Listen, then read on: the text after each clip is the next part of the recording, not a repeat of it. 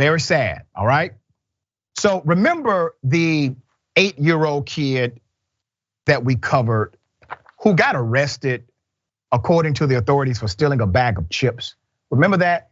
It went viral, okay? Let me take you back to that, because now the family is claiming they have arrested this 8-year-old child again, and the police department in Syracuse, they are intentionally targeting a child. Here's that video that went viral.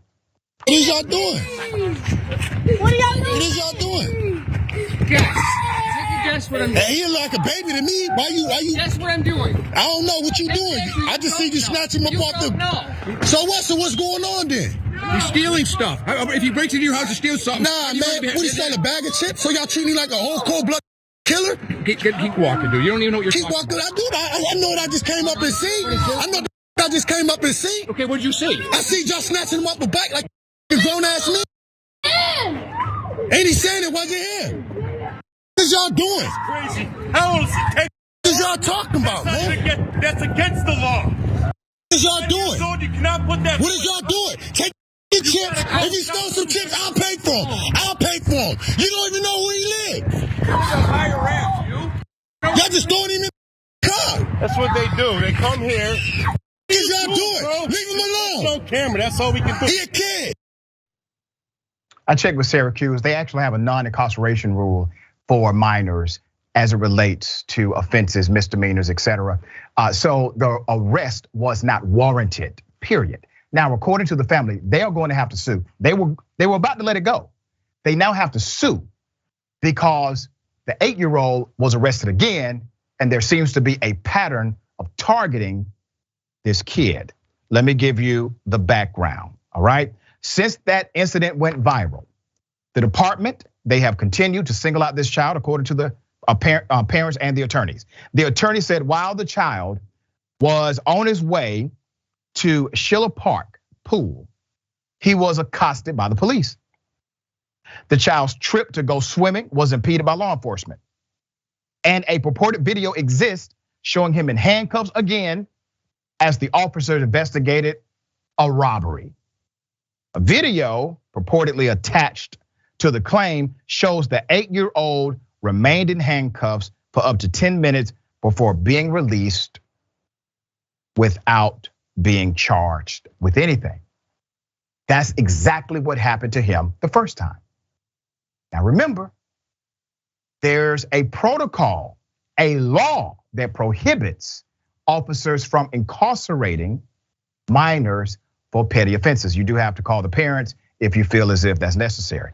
The SPD, Syracuse Police Department, confirmed in a statement the boy was detained in handcuffs at the park as officers investigated an alleged armed robbery. There was no robbery. There was no robbery. That's coming from the police. So wait a minute. The police, they're not saying he's not the person that did it. They're saying a robbery did not even happen. According to Lieutenant, let's put his picture up, Matthew Malinowski, 2 groups were fighting. He also noted the boy was later released to his family despite doing nothing. The lieutenant said in the statement the boy was not charged and no gun was recovered. So what is the family doing now? Okay, so now you gotta seek legal action. So the family is seeking legal action on Wednesday, July 20th. Child's father, Anthony Way, who hired the 2 civil rights attorneys, announced the plans to file a lawsuit, hoping the 3 officers involved in the incident will be terminated and that the child receives millions in damages. On behalf of the family, they placed a notice of claim in motion against the Syracuse Police Department and the city of Syracuse. A notice of claim is required to alert a city of a future lawsuit and to establish rules for a conversation about the potential settlement. Now, this is common for pretty much every government. You have to send them a warning shot, so to speak, legally. You have to send them an intent to sue, is what this letter does. But it also lays out their case of why this is pending. Let's go to the chief. So the Syracuse police chief, his name is Joseph Cecil, on the original incident says he believes while there were low points during the incident, The ultimate outcome, including the boy being released to his dad, was an example of community policing 101. It's amazing when they lose, they want you to say we're winning. An entire police department has resigned. Ironically, this police department, I'm talking about everybody, chief, everybody resigned because the city manager, the new city manager, is progressively responsible.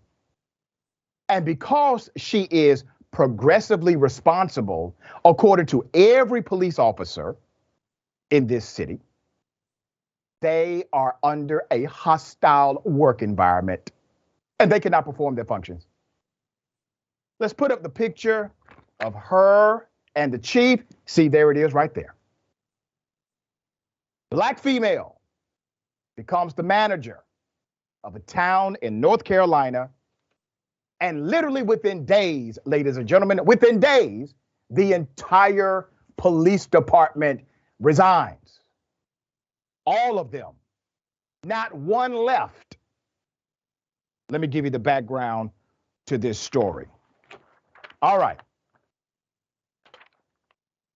In protest of a newly appointed, progressively responsible town manager in North Carolina, the entire police force has turned in their 2 weeks notice because of their alleged hostile work environment.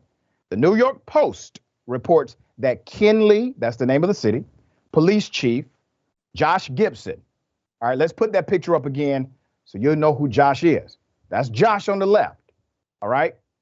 On the right is African-American female who was recently appointed, really days ago, to be the manager of that city. I'm going to get into some of her background in a moment. The New York Post reports Kinley Police Chief Josh Gibson, a key clerk, and 5 of his officers quit their positions to express their disapproval of the new town manager, Justine Jones, a black woman. Now, let me remind you, those numbers seem low, right? You said, wait a minute. I thought you said the entire police department. That's right, they only have 5 cops. Normally, they have 8. They have 5 right now. And according to them, they are simply unable to do their jobs. But they have had variations of 5 to 8 police officers before the African-American female was placed in charge of them. But they did not resign until she got the job. There's more. In a Thursday announcement, the chief of police wrote, and I quote, "I have put in my 2 weeks notice along with the whole police department. Sharon Evans and Christy Thomas with the town of Kinley after 21 years of service. The new manager has created an environment I do not feel we can perform our duties and services to the community." In me researching this story, ladies and gentlemen, I could find no actual specific claim of misconduct. Not one. They are continuing to cite hostile work environment, progressively responsible, understaffing. Wait a minute. You all have resigned because of someone being responsible? Because you need a couple of more people in your shift? That doesn't make sense. I'm going to break down exactly what happened here. All right. So hired last month on June 2nd, as I said, the woman has only been there for days. Ms. Jones has had a history of progressively responsible positions, which the former force disapproves of. Ms. Jones has had nothing but a praised career during her years of public service. And I checked. Now, I'm going to give you that background in a moment. So let me make it plain for everybody. They're not leaving because of a hostile work environment. Remember, if there's a hostile work environment, you have a protocol. You alert HR. HR will then investigate the matter and they will make a determination. Well, guess what? All of these government protected employees, none of them went through the process or the protocol of filing an actual complaint for a hostile work environment. Why? Because internally, their own people would have found this is no hostile work environment. So they're making a claim without making a complaint. Understand that. They're making a claim without making a complaint. In addition to that, they have said on record, if the city fires Mrs. Jones, they will come back, showing the premise of their entire scheme from day one.